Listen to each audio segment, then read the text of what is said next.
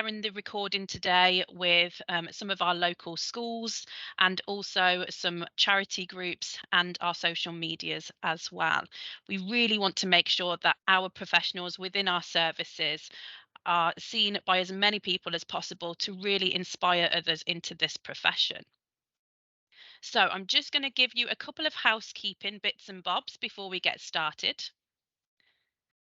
So if you are viewing from home and you do pop your cameras on, just be mindful of who's in the background. I am from a work building today, so if you do hear any noise around me, that's just other people in the building with me.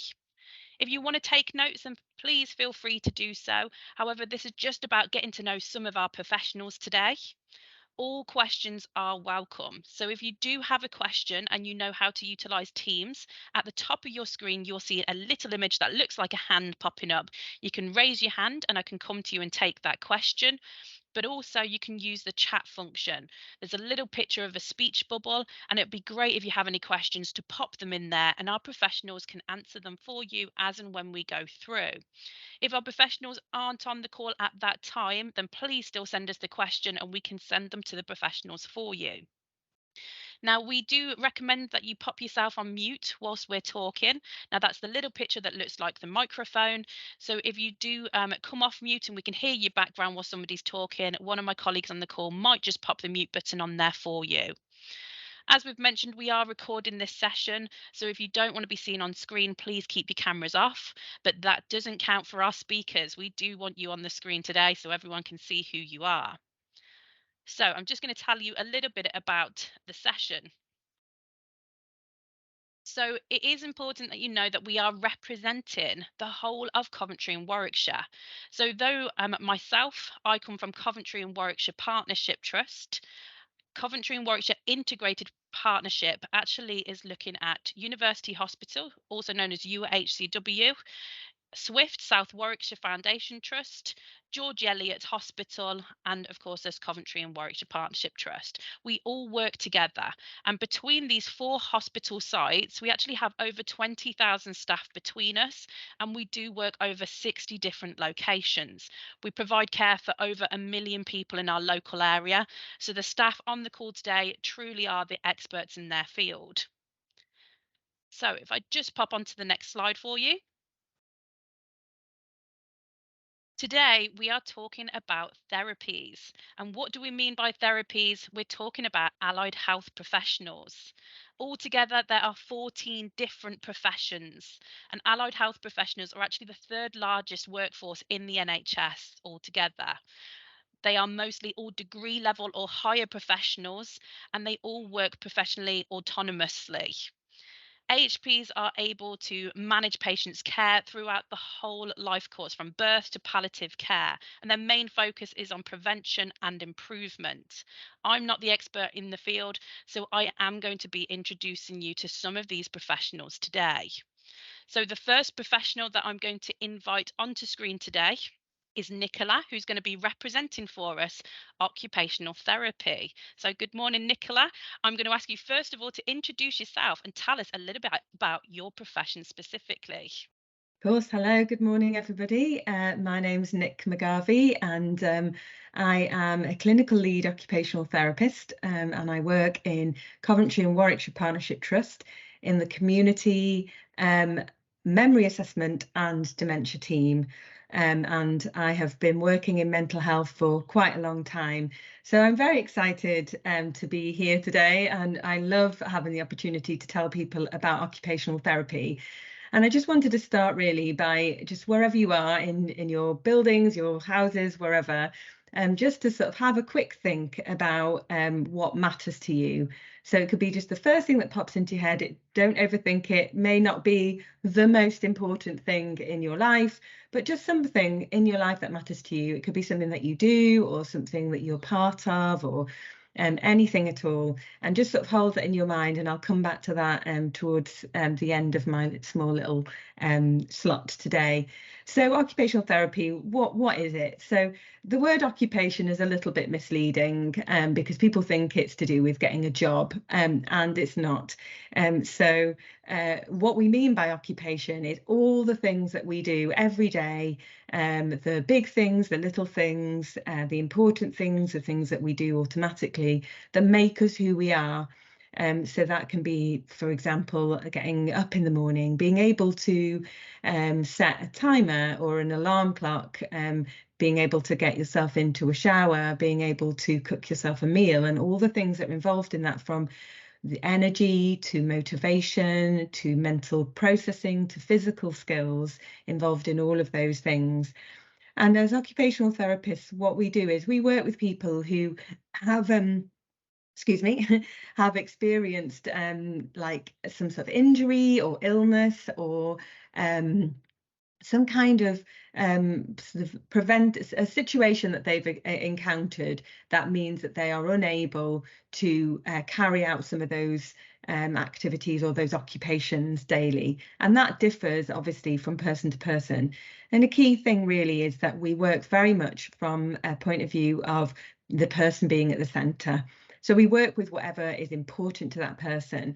So it could be that a priority for that person is being able to walk the dog again because they're not confident enough to leave the house, or being able to climb the stairs again in their home because they've physically lost muscle tone, or yeah, just the sort of physical capability to mobilize around their home. So it can be all kinds of things, and we offer equipment and yeah, just sort of lots of different steer and signposting and referring on and partnership working with people to help people essentially to carry on doing what matters to them, carry on doing the thing that really that kind of just those really important things that kind of make life what it is. And there's a recognition in occupational therapy that, you know, medicine alone or tablets alone are not what make us who we are. Like, they're a part of our recovery story. If we've had an illness or an injury or an accident or something, medicine does have a role, of course, but you know, there's so much more to us than that. And that's why I wanted you to think about what matters to you, really, and just think about, you know, if you were unable to do that thing or be involved in that thing, or participate in that thing that matters, you know, what help do you think you would need, and what support would you need? And actually that's where, as allied health professionals, we come in. You know, we offer all of these other approaches and opportunities that are beyond the sort of medication really, and the medical sort of offer that can also contribute and help. So what do I do day to day? So I work with people with dementia, and or who are having assessment for dementia. And you know, often people living with dementia or in that kind of assessment phase experience a lot of stigma. So there's a lot of lack of understanding around what it means to live with dementia. So opportunities get blocked. People can be a bit afraid of people live with dementia. So we help people to continue being part of communities, socializing, being part of relationships, families, roles, connecting with people, and continuing to do everyday things within and outside the home. So that can be transport, or it can be looking at how to access college courses, or even work as well. So that's part of my job as well. But again, it's all about starting with the person, and recognizing that every single person is unique, is an individual, and has got their own set of preferences. And my first job is to build rapport and connect with that person, build what we call the therapeutic relationship, and to find out what matters to them, and to go from there, looking at what the barriers are, but very much from a point of view, a strength, what we call a strength-based perspective. So we don't just look at the problems, we look at the opportunities as well, and we think about how we can help people to get around those problems and continue living their best life, really. So on a day-to-day basis, I see people in their homes, I go into care homes, I go into clinics and I see a whole range of people. My role is also a leadership role. So I help develop student placements. I'm involved in research. I help supervise people. I sit on panels for developing projects. I do all kinds of different things. And it's been a brilliant career for me in terms of having children as well. So I've had 3 children, had gaps. So it's been a brilliant career to progress in, but also to have a family, and it's worked really well for me. I did a degree, I qualified in 1999, and so that was a 3-year degree. And before that, I did A-levels in English, politics, and drama, and I wasn't sure what I wanted to do, but came across occupational therapy, and I knew nursing or kind of midwifery or medicine wasn't quite right for me, but this was a perfect fit. And so yeah, I studied at Coventry, 3-year degree, and there is now various ways of qualifying that wasn't around when I graduated. But you know, there's masters registration courses and training on the job, like apprenticeship programs and things like that as well. And I work day to day with support workers, social workers, psychologists, psychiatrists, sometimes physiotherapists, sometimes GPs, social prescribers, and lots of third-party organisations, but mainly the clients living with dementia, and usually carers or family members as key. And an exciting thing that I've done recently is help develop a project for people living with dementia called Dementia Active, which is a collaborative project with Sky Blues in the community, which are the charity branch of the football club in Coventry. And we've developed a group for people living with dementia and their carers, or under assessment.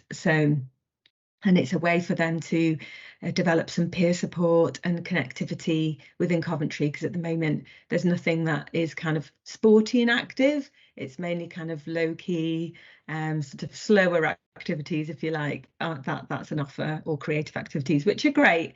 But sometimes people also are very physically well and want to be able to express themselves in those ways. So I think I'm probably about at time, am I, Heather? Yeah. As you know, Perfect. I could literally talk for a very long time. So I don't know if I have answered, any thoughts or questions that you have, but I'm very happy to kind of give answers to questions if you have them. But I'll hand back to Heather now.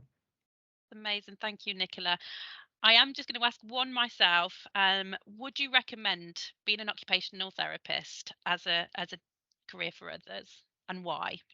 And why? Well, so 100% yes, I think you can tell. Like, I am so passionate about my job. And even working in the NHS, which has its ups and downs, has not put me off at all. It is an amazing profession. Why would I recommend it? Well, I love seeing people becoming a better version of themselves, reaching their goals, basically. And it's such a good career to be in terms of supporting people to see that there's hope. So, a lot of areas of medicine obviously is about caring for people, or kind of doing to people, if you like, which of course is necessary in some areas of medicine. But what I love about OT is it's about doing with people and enabling people to do things for themselves. That's like unbelievably rewarding. And I've got lots of stories, if we had more time, of people that have, massively overcome barriers that felt impossible to overcome. And that's incredible. Yeah, and like another sort of little phrase that we would use is like, doctors might ask what's the matter, but in OT we ask what matters to you.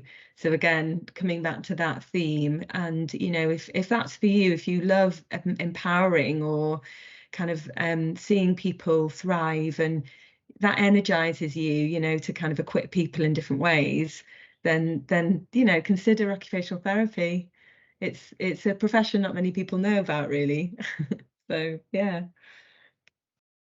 That's amazing. Thank you so much for joining us today. As we have mentioned, if you do have questions for Nick, please pop them in the chat for us. Hopefully, she's going to be able to stay around for the next few minutes. If you have some questions, please pop in and we can start answering them for you. Thank you so much. No problem. So, I am going to introduce our next speaker today. So, we have somebody representing dietetics. Is Sarah on the call? Good morning. So, Um, I'm going to ask you to introduce yourself and tell us a little bit about your profession, first of all. okay, I'm Sarah Jarvis, and I'm the Advanced Specialist Eating Disorders Service dietitian for the RISE service, so seeing adolescents with eating disorders. I've worked for Coventry and Warwickshire Partnership Trust for 5 years now. So a dietitian works with the science of nutrition and then putting that into a manageable format to help people manage their disease, help prevent disease. But a lot of the work we do is to help them manage the disease. So if I go through a bit about how I kind of got into dietetics and speak about some of the roles I've done, because I suppose working in eating disorders I absolutely love, but it's quite a niche thing. I've specialised into that, whereas dietetics is a really kind of wide profession where you can work in lots of different kind of roles. So I went to Coventry University as well. I was a mature student and I qualified in 2011. So I did the access course at Henley College. Um, I had to do chemistry and biology at kind of level. So I know at the time you had to have A levels in biology and chemistry. I don't think they always ask for the chemistry now. So what might help some people, because chemistry is not the easiest subject to study. So when I did the degree, it was a 4-year degree. But since they've started kind of charging for the fees, they've changed it to it's a 3-year degree now. So I did that, and I did 3 placements while I was on that degree, and my last placement was at UHCW, and that's where I got my first post. When I qualified, they offered me a job from after my placement, so that was really good. So I was a band 5 dietitian then, covering adults. So I would cover adult wards. So some of the wards I might have covered were like the elderly ward. So you've got people not managing really much food, losing weight, so they might need kind of supplementation to help them. So giving them kind of special little sip feeds. We'd see people with strokes, so maybe if they've had a stroke, that then they can't swallow for a time, so then they have to be tube fed, or then they're learning to eat again and have to have different textures. So we'd see people like that. I used to do outpatient clinics, so I'd see people to help them lose weight, help them gain weight if they had celiac disease, if they had an allergy to something, lots of different things. So you would work with them to give them a diet to meet their nutritional needs, and make their kind of life as comfortable as possible.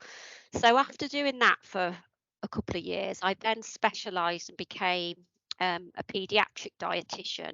So I was the paediatric diabetes dietitian.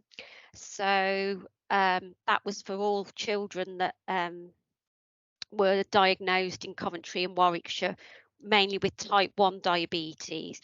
So it would be managing their diet. So they have to give the right amount of insulin for the amount of carbohydrate they eat. So teaching people how to carbohydrate count, healthy eating to keep their diabetes kind of safe. I covered the children's ward, so I would see children with special needs, children with cancer that needed support with nutrition support, tube feeds. people that had come in with allergies, people that had just been diagnosed with diabetes, all kinds of different things. And I did outpatient clinics for babies that had milk intolerance, so they might have to have a special diet and need some help with weaning, failure to thrive if you're not growing, well enough, and they're not growing properly on their centile charts, looking at ways to build them up. So it's vast, what it covers. So when I worked there, I covered the adolescent ward as well as the children's ward, and I would see adolescents with eating disorders that were admitted that were particularly poorly, and I paid an interest in that. And I got asked by Coventry and Warwickshire Partnership Trust to apply for their dietitian post when I met them on the ward. So that's how I got into it. So now I've really found what I love doing, working with eating disorders. So like I say, it is specialised. It's very much working in part of a multidisciplinary team. So as a dietitian, you don't just see someone on your own with an eating disorder, because it is a mental health condition. So I work with psychologists, psychiatrists, nurses, other therapists, doctors. So we're very much of a team that work together and make team decisions, what I do like. So a day for me, I'm involved in assessing new people that come in, so to decide, have they got anorexia nervosa, bulimia, binge eating disorders. They're the three things that we're commissioned to see. So I help in assess and diagnose them. Then I do a dietary assessment, so looking at everything right back from when they were a baby, how did they grow, so I would know what I'd expect them to kind of be now, so I can see, say, if someone's particularly underweight, how underweight they are. And then it's about working with them to build a meal plan. For instance, if it was someone that's very underweight with anorexia, working with them with a meal plan with foods that feel safe for them to get them back up to a restored weight in the best way possible, but meeting their nutritional requirements. What else do I do? I supervise other dietitians. So I've got another dietitian that works for me, and there's another dietitian at the Aspen Centre, so I supervise her. Obviously, CPD is quite important. So because it's such a broad subject, dietetics, you've got to keep up to date, because I don't just see people with eating disorders. They might have other things going on. They might have allergies, they might have celiac disease or diabetes or whatever.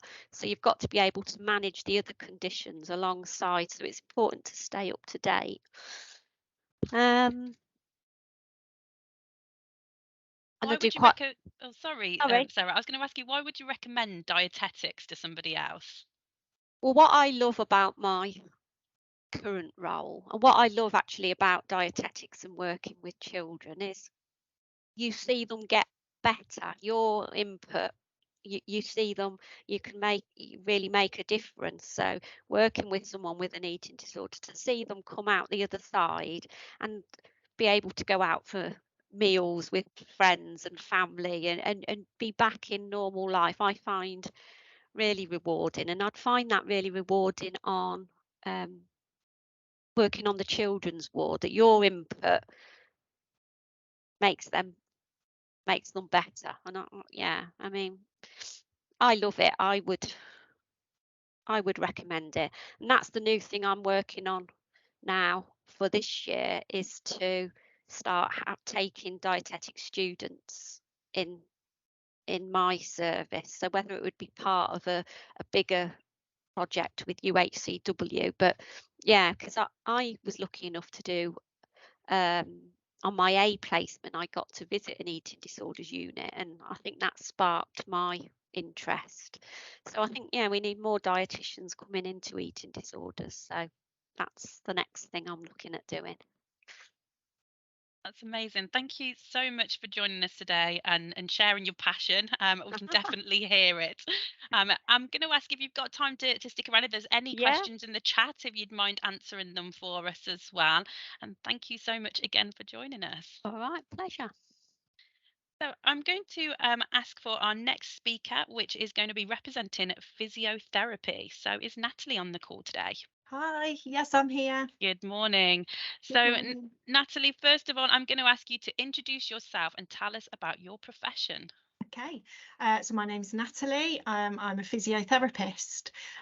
My role at the moment is clinical lead for out of hospital therapies, but it's mainly working in the community from a physio point of view rather than a leadership point of view. It's mainly working in the community with patients in their own homes.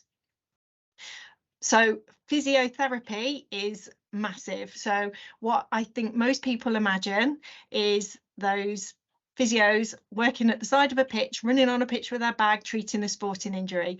That is one part of physiotherapy, but it's such a small part of physiotherapy. So what we do is we help people who have been affected by an injury, an illness, a disability, and the main ways in which we help them are through movement, exercise, manual therapy, education and advice. They're sort of the main, in a nutshell, treatment options that we use.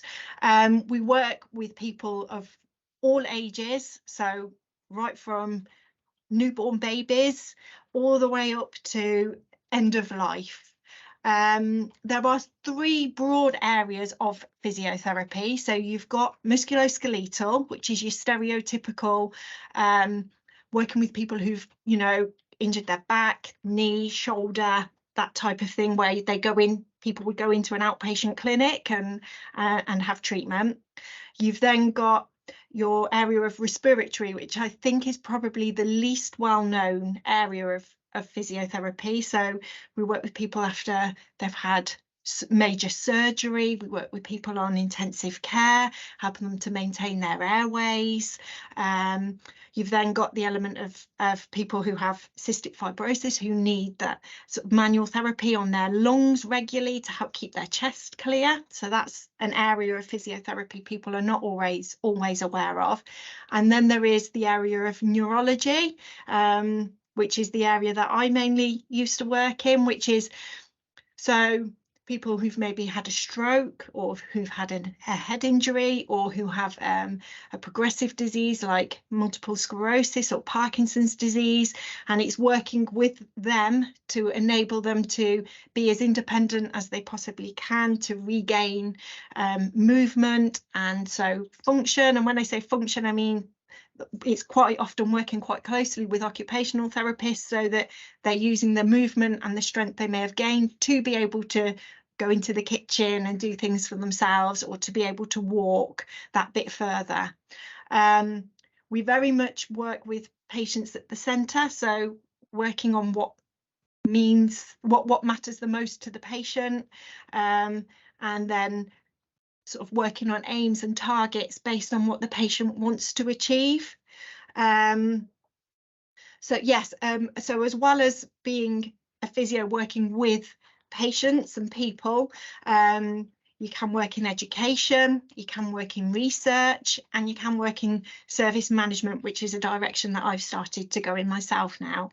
A day in the life of a physio is so varied. I don't think you would ever have 2 days that look the same. The people that you work with are different. The team members that you work with are so varied, from occupational therapists through to the doctors, the nurses. We have assistants that work very closely with us and help us with our work. So yes, at the minute, patient caseload wise, I've got people that I'm working with in their own home whose balance, their balance isn't great through a number of reasons, and trying to help keep them as safe as possible and to do exercises to help promote their independence. I've also got a very young man on caseload at the minute who comes into our gym.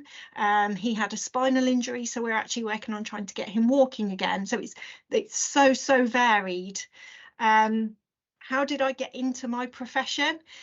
I have to say, I probably was going in for that stereotypical role at the beginning. I was very sporty, very active when I was young, and I thought, yes, I'm going to go in and I'm going to be, you know, a physio that works with people who've had sporting injuries.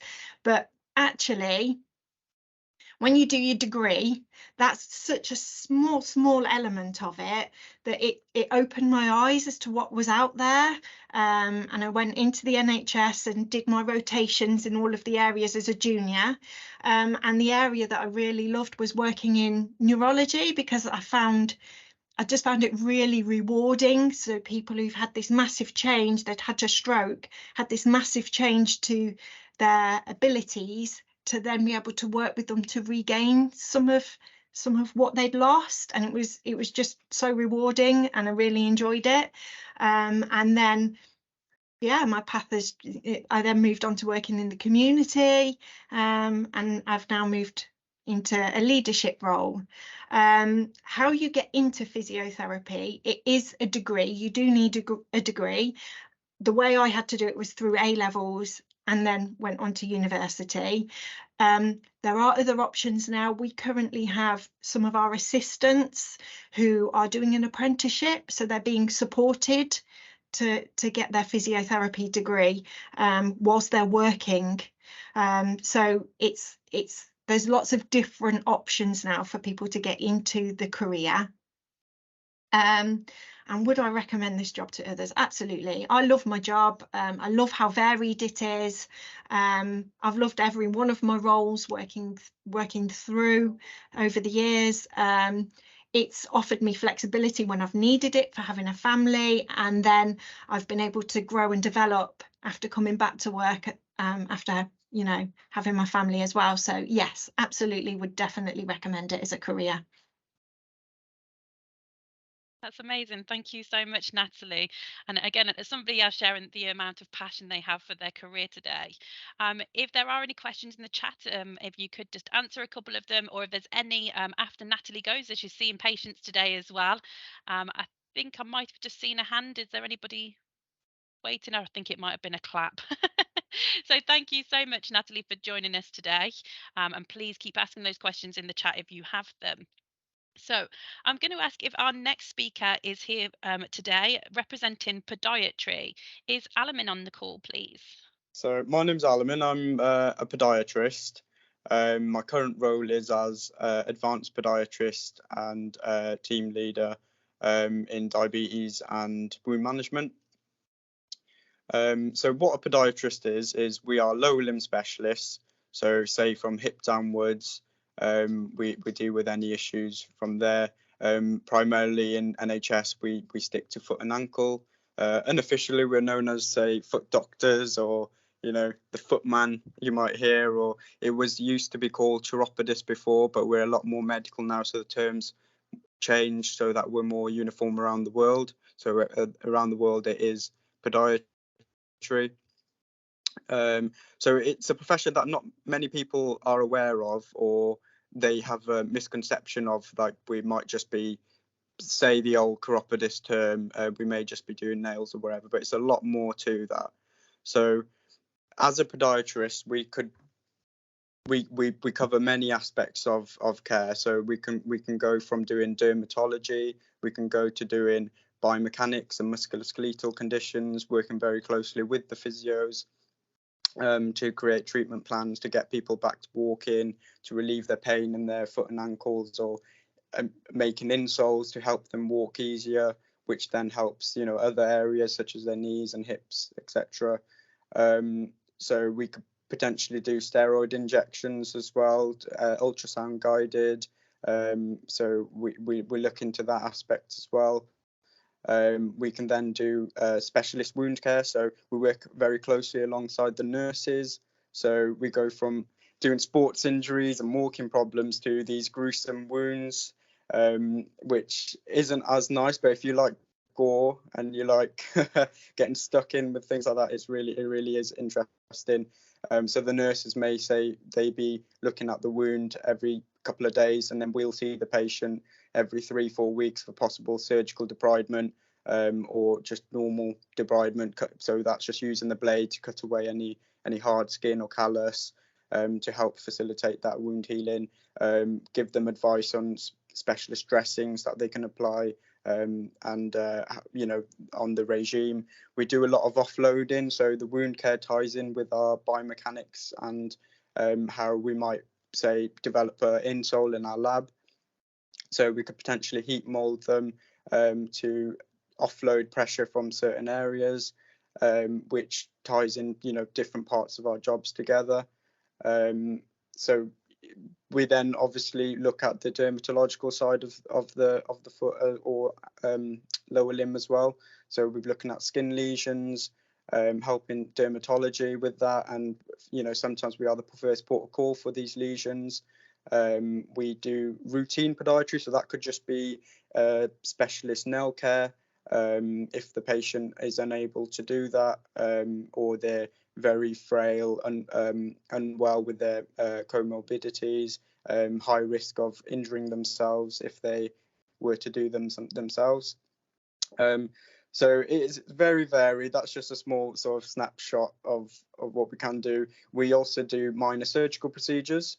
So we can do small skin surgeries. I do a lot of the ingrown tonal surgeries here. That's what we sort of mainly focus on here in the NHS. But privately, you can go and do a lot more. There's a lot more treatments that you can provide privately as well. And that's another aspect of podiatry that a lot of people like to go into, is going privately, because being your own boss, being autonomous is great. So what does a day in your profession look like? So like I mentioned, I could just be doing a biomechanics clinic in the morning. So I could have a young chap come in who's having a walking problem. We've got kids' developmental issues that we're looking at their gait, so they're walking. If there's something wrong there, we might help them to give them an exercise regime or an insole to help with that. So I can go from doing that to doing, say, the wound care clinics in the afternoon. I might be doing joint visits with the nurses. We might be on home visits to do that as well. So people who can't make it into the clinic, who've got these issues, we can help with as well. So how did you get into your profession? So I'm a bit of a weirdo. I think you have to be a bit odd to go into podiatry, to be honest with you, but in a good way. I didn't want to go into the usual stuff. Obviously, they're all great careers, but I didn't want to go into, say, physio and dental or things like that. People know about. I did want to do something a little bit different, and podiatry really appealed to me because of the areas that we cover. So broad. We can go from doing one thing to the other, and the fact that you're autonomous, you can have your own caseload. You are the experts on that area. So I wanted to be the go-to person for a certain part of the body. So it's nice in that way. And yeah, I like that. You could immediately help the patient then and there. Say they've come in with a really painful corn, you can see that patient, treat it, and they'll be walking out there, fit as a fiddle, and they're mentioning how amazing they feel. The job satisfaction is amazing daily. People telling you how they've been looking forward to the appointment so they can start walking again properly. So yeah, that's why I got into podiatry. Sorry, I forgot to mention, you can also go into become a podiatric surgeon. So if you do a further training under a podiatric surgeon and do the master's course in podiatric surgery, so that would be, say, bunionectomies, ankle reconstructions, things along that line. So it's really interesting. You can keep going further into it. Would you recommend this profession to others? Yes, I would. I really would, because it's different, but in a good way. you are the expert of that area of the body. You are the go-to. You work alongside these amazing other professions such as physios and the nurses. You work very closely with the multidisciplinary teams in the hospitals. You bring a smile to people's faces every day. You know, they're going out pain-free. They're walking in, you know, limping, and they're walking out running on clouds. So yeah, I definitely would recommend it.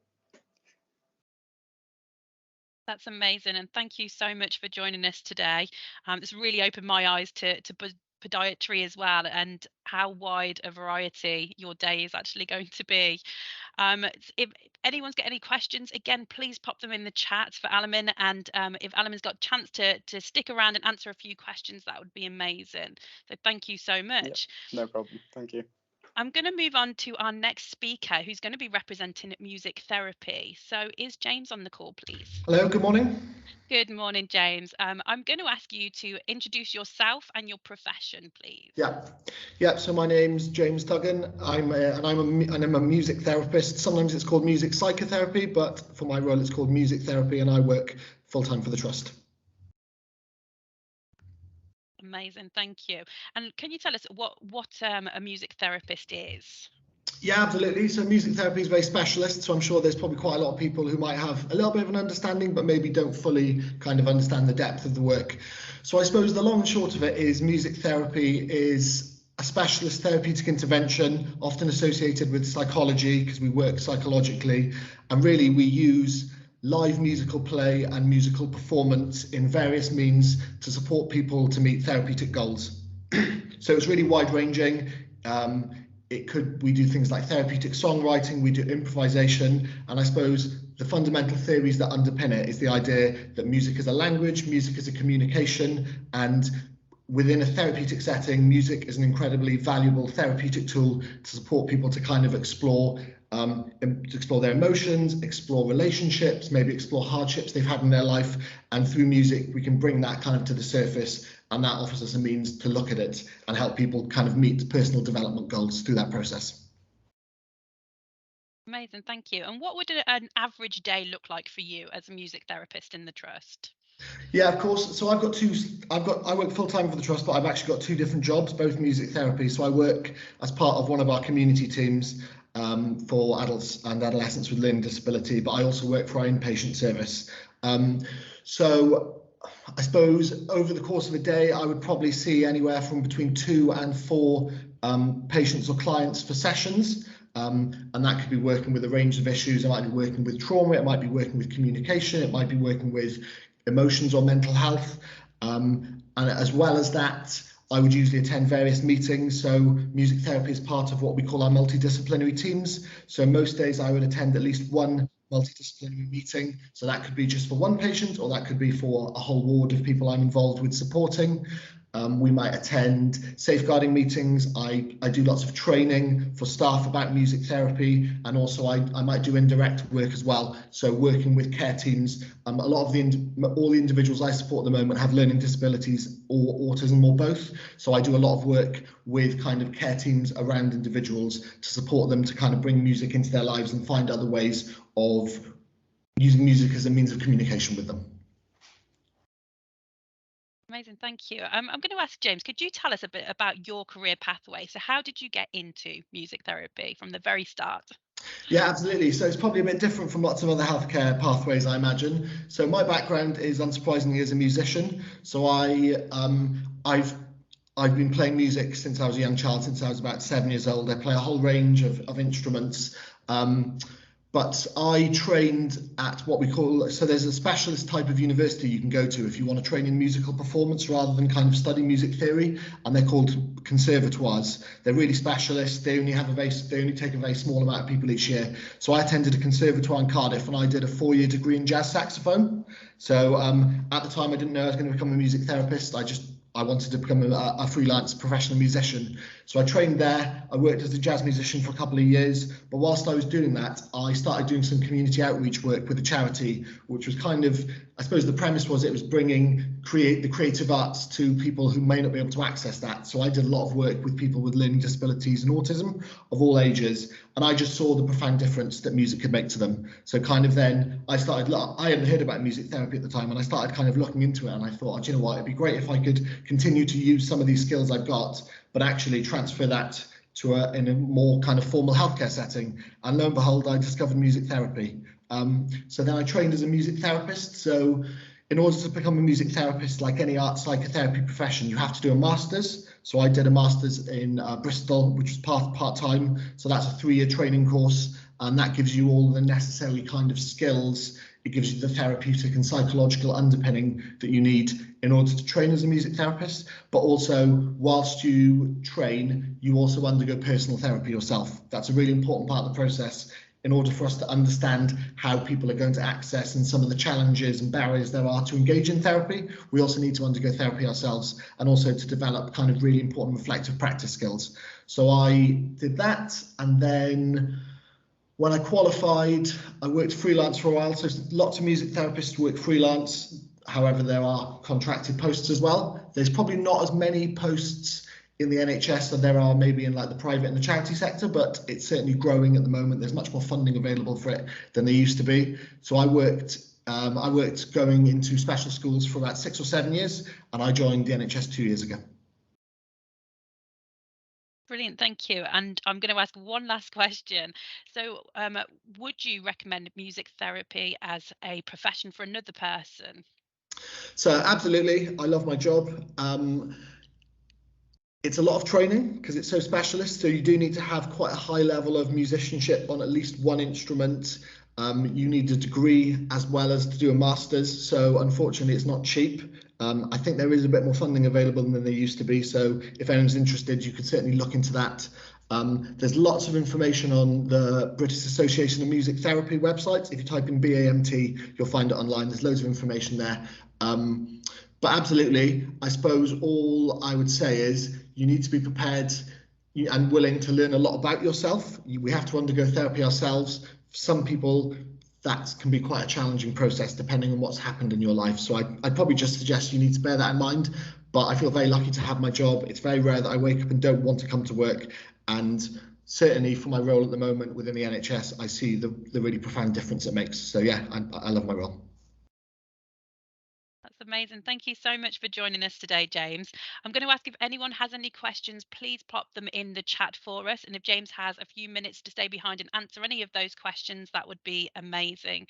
So thank you so much today. Yeah, no problem. So I'm going to ask for our next speaker. So our next speaker is actually representing speech and language therapy. Is Claire on the call today? Hello. Super. Hi, Claire. So I'm going to ask you to introduce yourself and tell us a bit about your profession, please. Hey, so my name's Claire, and I'm a speech and language therapist. I'm newly qualified, so I've come to it later than many people do. And speech and language therapies, it's so broad. So I've chosen to work with children, and I mostly work in school settings within a community team. But there are other speech and language therapists who work with adults, work in hospitals, care homes. Yeah, you can literally work with anything from newborn babies right up through till people in the last days of their lives. So I'm going to talk kind of mainly about like my version of my job, although as I say, it is really varied, and even within like my normal day, each day is going to be really quite different. So I could be working in a mainstream school, I could be working in a special school, I could be in clinic, could be going out to children's homes, and speech and language is really quite wide. So we could be working with speech sound difficulties, so children who have difficulties saying particular sounds or lots of sounds. It could be language difficulties, so that they struggle to perhaps put sentences together or understand certain words.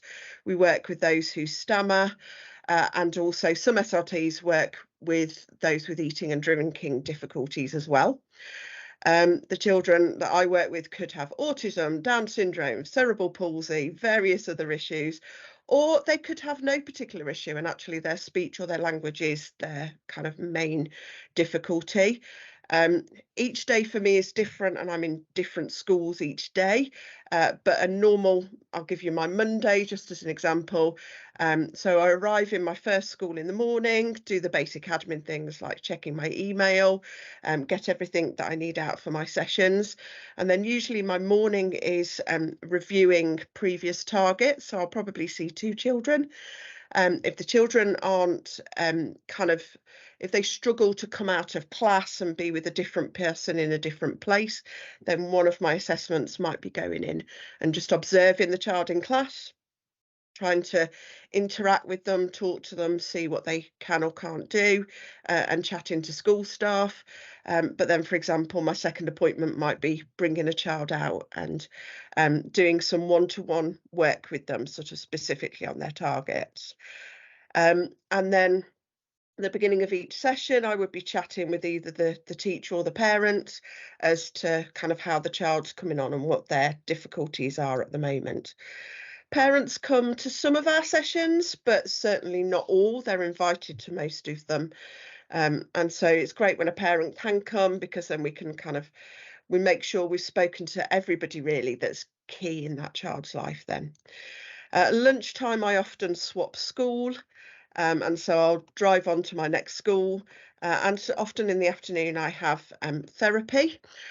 So I work with 3 children on their targets over a number of weeks. So usually I'd see children for 5 to 6 week blocks of therapy, and work on whatever their targets were. So for example, if a child had difficulty saying the sound k, a lot of children it goes to a t, so when they're saying car or trying to say car, they say tar, or if they're trying to say cat, they say tat. So we work on that sound and practice it and kind of work it up into word and sentence level and then kind of generalize it for them. A lot of the children I work with are in primary school, so we make it fun, whether it be a review or therapy, but especially therapy when we're seeing them for sort of 5 or 6 weeks at a time. Make it fun, play a lot of games. I play Pop-Up Pirate a lot. You can pretty much guarantee I'm going to play Pop-Up Pirate at least once a day. And then at the end of the day, there's kind of an hour and a half after school finishes to write up notes, write reports, follow up with parents if they haven't been able to attend sessions, kind of anything like that. And then I guess like in the average week, there could also be discussions with people around safeguarding, discussions about children that teachers perhaps have got a concern with but haven't been sort of handed over to us yet. And in particular, my special school days, we do a lot of kind of alternative communication. So there'll be kind of symbols and pictures and photos that we'll be using to support the adults around the child to communicate with them. So how did I get into my profession? So this is second or third profession, depending on how you count it. I was actually a teacher up until about 6 or 7 years ago, and I wanted to change profession. But at that point, I didn't want to go back to university and do a complete retrain. So a friend suggested being a speech and language therapy assistant, because I'd worked with children anyway, and there wouldn't be any extra training to do for that role. And so I did. So I worked for 3 years for Coventry and Warwickshire Partnership Trust as a therapy assistant and doing therapy all day, every day. And it was great fun. But I kind of felt like I wanted to be able to do more. I wanted to be able to do the assessment.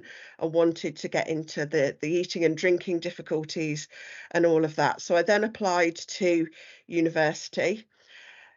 Because I'd already got a degree, I was able to go in and do the master's version of the degree, which meant I could qualify in 2 years instead of 3. But most speech therapists will have done a 3-year degree.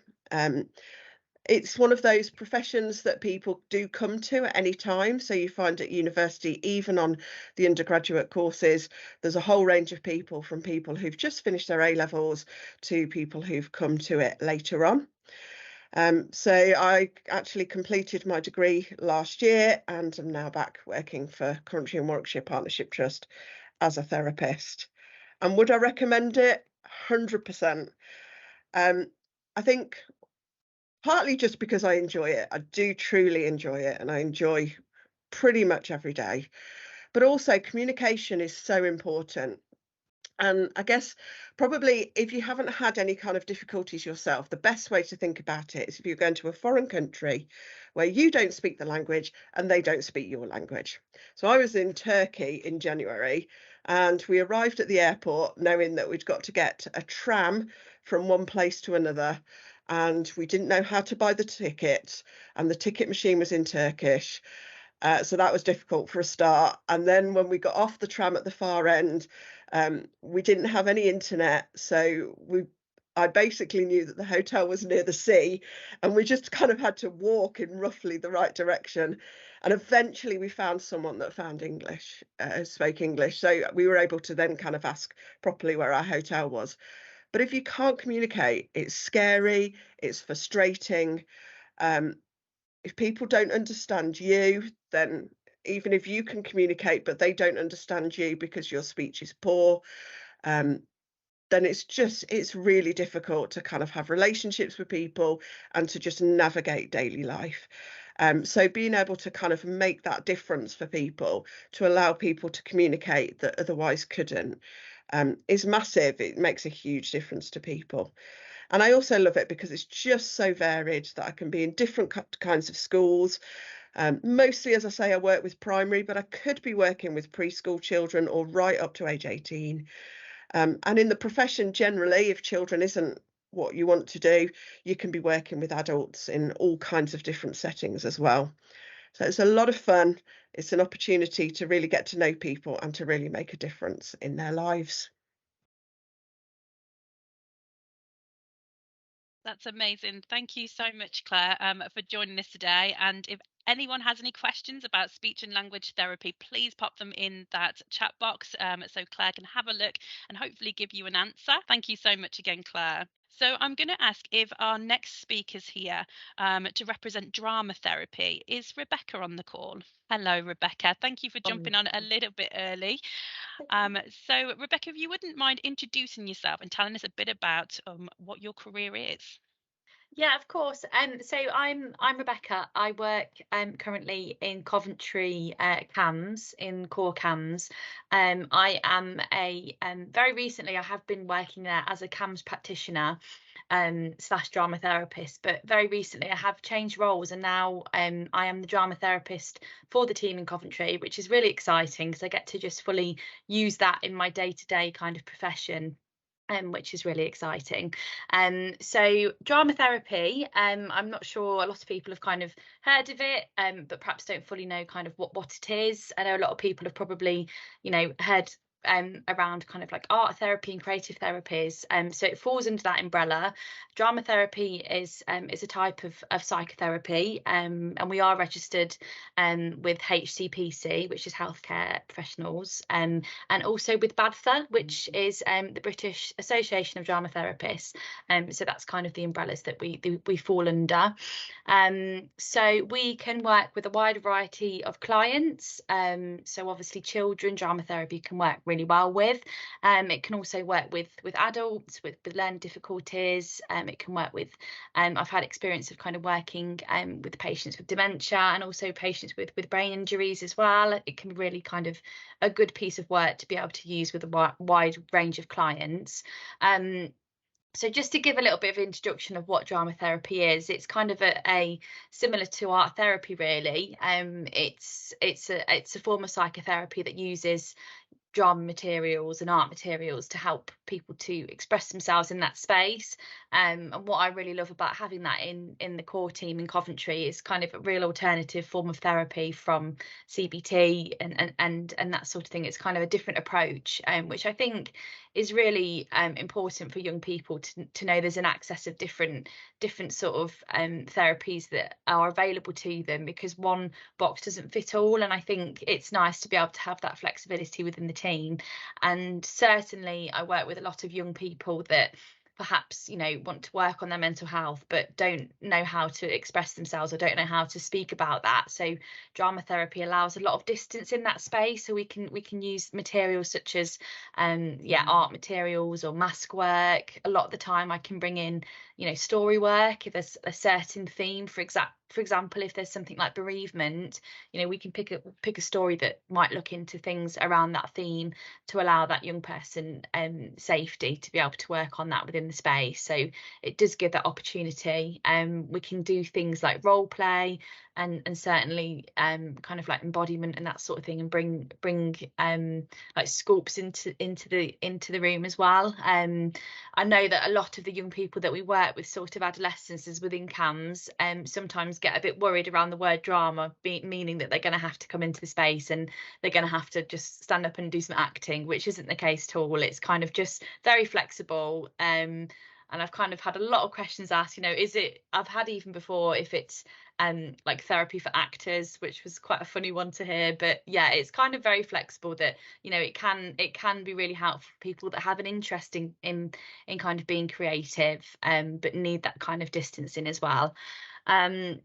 So a kind of day as a drama therapist would look like, you know, coming into clinic and setting up the room. So the room, the art therapy room that I work in, has got lots of different materials and lots of different things that we can use in that day. So just making sure everything's kind of available and ready, because a lot of the time, whilst it's structured, we do allow flexibility, so young people can come in and choose what they want to work with, which I think is really great to offer them choice as well. So usually I will sort of plan my sessions in the morning, maybe do some admin work, and you know, kind of just make sure that I've got all my sessions planned for the day, all my notes are up to date, and just make sure if I need to do any orders for any materials that, you know, we need to order in. Then I'd probably see usually about 3 or 4 clients in a day, so that would probably be an hour session, with then writing notes up in between, and just making sure that that space is kind of like cleaned each session as well. So how a session usually would look like for a drama therapy session is we'd have like a check-in just to see how that young person's week had been, and then we would kind of move into maybe something like a game or an activity, or just something that's really kind of distance, not focused too heavily on kind of any stuff around mental health, just something to help them feel like they're in that space and they're comfortable. And then we'd move on to like the main activities. That could be a bit of artwork, that could be, you know, sometimes that young person will just want to speak in that space. That's also fine. They don't have to just kind of you know, do art all the time. They might just feel as though they want to use that space to talk. So we'd often then, you know, work on whatever kind of piece of work that we're doing in that space, and then we have like a bit of reflection time at the end. We come away, we might look at that image or look at that creation that we've put together, and kind of see if we can draw any connections to any emotions or feelings connected to that. So that's kind of what it would look like in a session.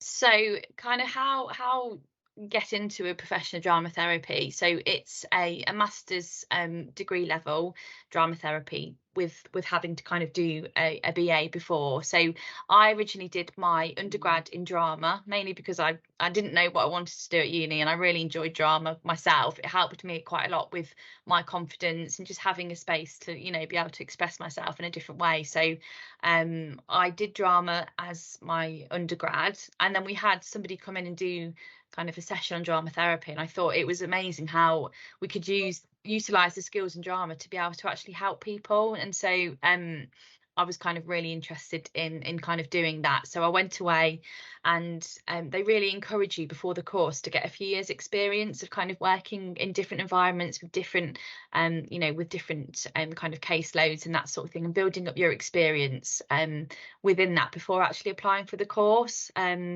The course is a 2-year course, and I studied at the University of Derby. I think there's not hundreds of courses that do it in the UK. I think there's about 5 or 6 now that you can register to do the masters.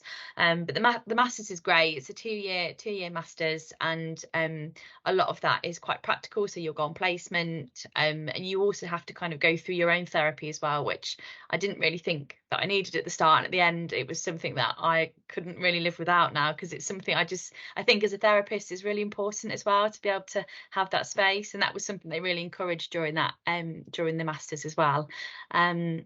So yeah, I kind of graduated, and then it's kind of building up your experience then. And I think it's something, you know, that is, you know, when you first look at jobs for drama therapy, like they don't always come up, and there's not always hundreds that you can find. I think it's something that still is kind of growing, but it's growing quite fast. I think alongside arts therapy, music therapy, you know, it's something that we are working really hard to kind of get a voice out there for, and I feel quite passionate about that, because I think there is a massive need for it, you know, with young people, and with lots of different client groups as well. So but I think once you can kind of get that experience, and sometimes you might have to be under the umbrella of a CAMHS practitioner or a mental health practitioner, but actually that still allows you to be able to kind of gain that experience. And yeah, there's lots of opportunities working in charities, in schools, yeah, as I said, NHS, you know, I'm seeing lots more jobs now available in the NHS for drama therapists.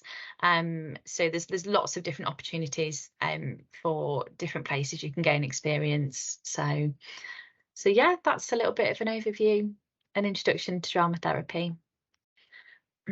Fantastic. Thank you, Rebecca. And I think you did kind of sum it up at the end, but would you recommend this as a career for others? Yes, I absolutely would. Yeah, I think it's a really great career that I really enjoy. I think it's rewarding. I think it's challenging. It's really exciting learning about. I really enjoy, sometimes I come out of the sessions and really enjoy what I do, because I think actually you get the chance to be really creative, and I think it's a really great space for young people as well. Like sometimes, you know, a lot of them will actually come to the session and they really enjoy that space, you know, even though it's kind of, you know, they're there to support their mental health. They enjoy coming to that space, and for them it helps them to build up on their confidence and their social skills and lots of different things of learning as well. So yes, I would 100% recommend. Good job. That's amazing. Thank you so much for joining us today, Rebecca. And if anyone's got any questions, please pop them into the chat box for us. And Rebecca, if you've got a chance to have a look in there and see if there's any questions you can answer, that would be amazing. Thank you. Absolutely. Thank you very much. I'm going to ask for the next speaker if they're here and ready. Is Holly here that can represent our operating department practitioner? Hi, I am. Hello. I'd love it if you could introduce yourself and tell us a bit about your profession, please. Yeah, so my name's Holly Foxall. I'm an operating department practitioner, or ODP, as we're most commonly known, in South Warwickshire NHS Foundation Trust. So my career is very different to everyone else's that has been described.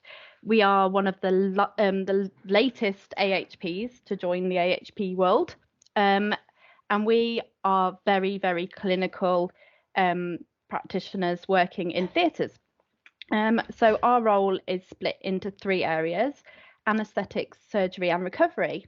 So you can have a completely different day depending on which area you're working in and which patients you've got, because you literally could have anything come in. You just don't know what's going to happen on that day. So it's very, very varied. I actually came into the profession when I was 18. So I was a baby ODP. Back then, there was no such thing as an ODP degree. I came in after looking at some university prospectuses and decided I definitely wanted a career in health. I just didn't really want to be a nurse, didn't really know what I wanted to do, but I knew I wanted to be in the hospitals. So I decided to look through prospectuses, and my dad found ODP. No one knew what it was. Still, very few people know what an ODP is, but we are becoming a bit better known since COVID, when we were very useful in ITU because our skills very easily transfer to ITU. So we looked at the prospectus, and I found that it was a really, really interesting job. So I went and did a 2-year diploma in higher education. It is now completely degree only from 2024, but I started training when I was 18, finished it when I was 20, and I started working in anaesthetics. Since then, I've literally done anything I can in theatres. So I am a multi-skilled practitioner. So I do all 3 areas, which isn't the most common thing. Most people choose to do 2. I do all 3. And I am now a clinical educator in theatres as well. So the day for me is a bit different to a normal ODP, but on a clinical day, I'll go in and I'll set up an anaesthetic room. That involves checking the anaesthetic machines, checking the drugs, checking all our equipment, our airway equipment, making sure that everything is ready for our patient to be received. We'll then check our patients into theatre and assist the anaesthetist to put that patient to sleep.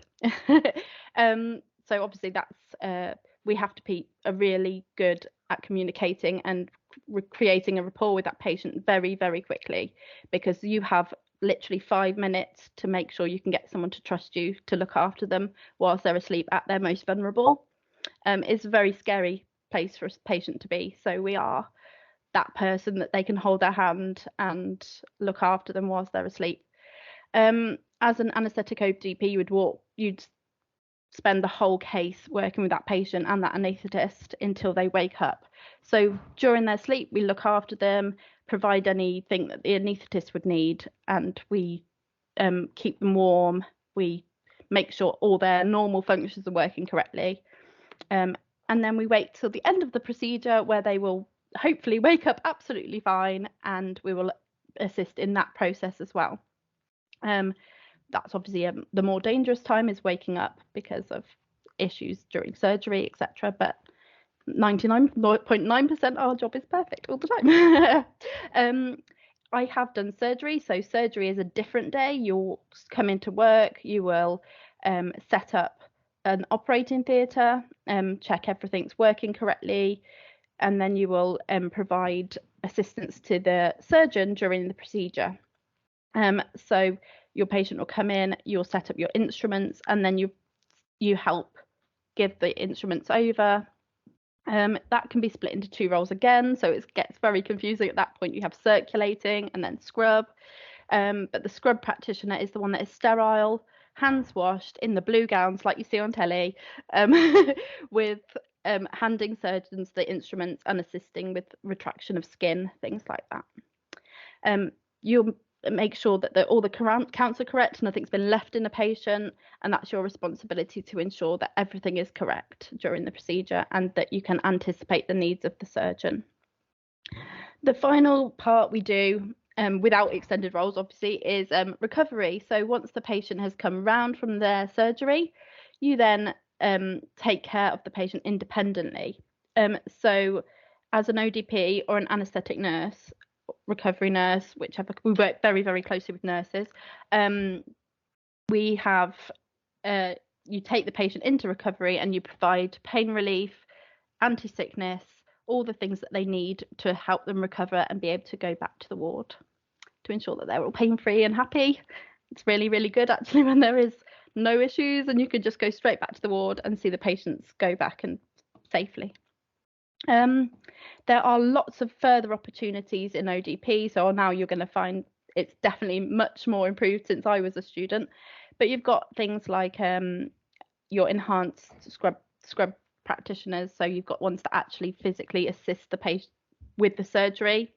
You've got surgical care practitioners who do their mini ops and are basically nurse type assist surgeon, so they do their own clinics, etc., etc. You've got the associate anaesthetists who are extended skills to become anaesthetists in their own rights with support from the doctors. So yeah, lots and lots of opportunities for ODPs these days. You'll also find us in ITU and resus in different parts of the trusts.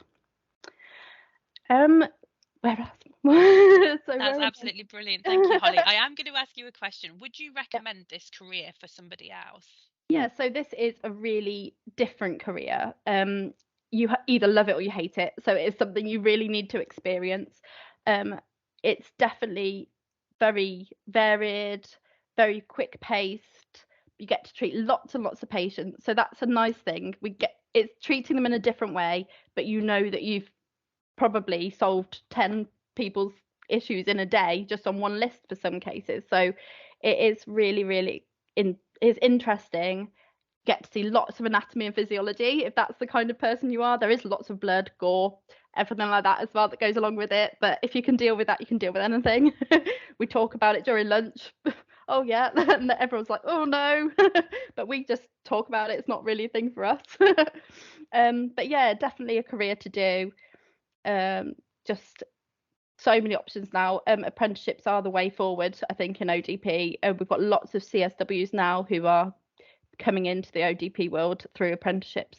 So it's really, really good at the moment. Amazing. Thank you so much for joining us today, Holly. And if anyone's got any questions, please pop them in the chat function for us. And Holly, if you've got a few minutes to stick around, you can have a look and answer some for us. Yeah, that's amazing. Fine. Thank you. Thank you. That's all of our speakers for today. I'm just going to share a small video with you. So it's only a couple of minutes long from the NHS, looking at those that have decided to take up AHP as a second career.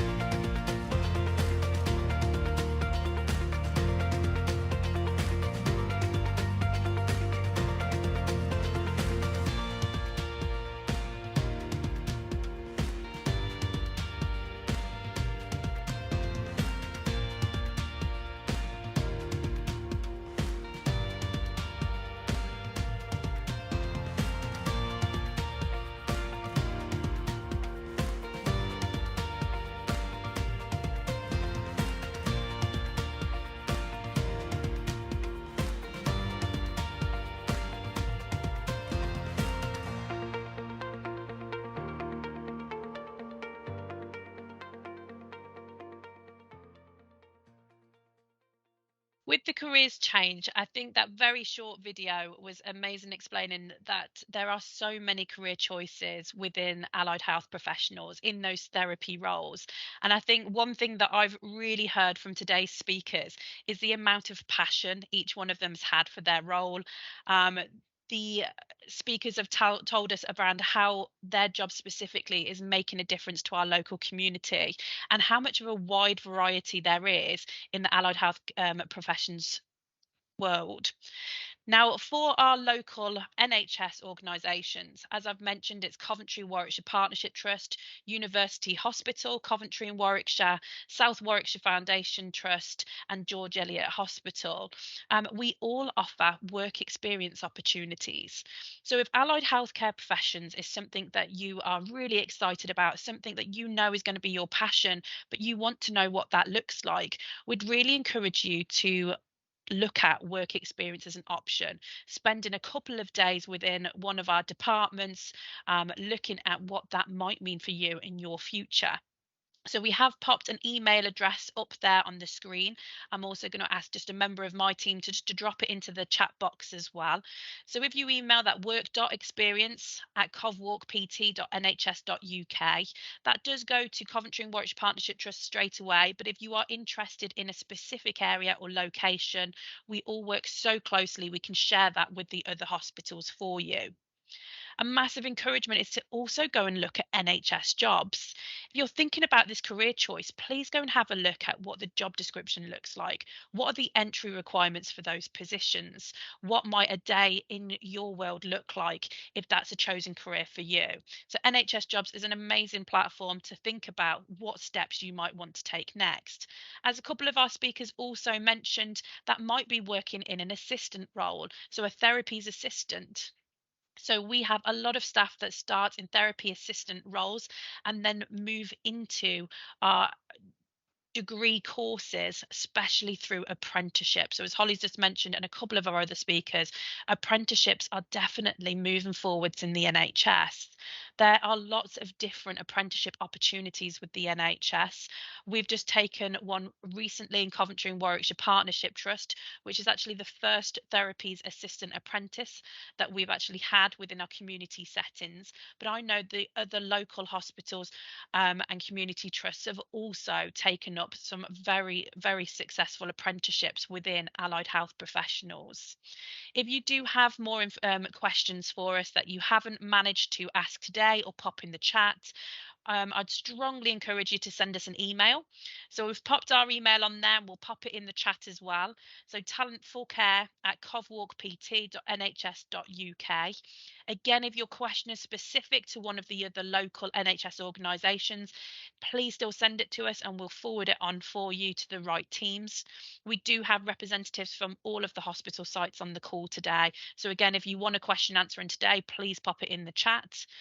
And again, there's a lot of information around career pathways and apprenticeship on our website.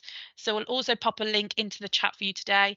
But if you go on to www.careers.covwalkpt.nhs.uk, there's some amazing links to the different AHP careers that we offer within our local NHS organisations.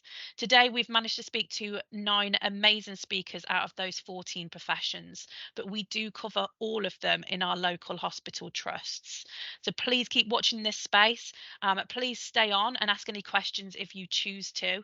And thank you so much for all of the speakers that have come and spent some time with us today, sharing your experiences, your career pathways. It really does make a difference to our local community, and it definitely inspires those around us to think about allied health professions as a career of choice for them too.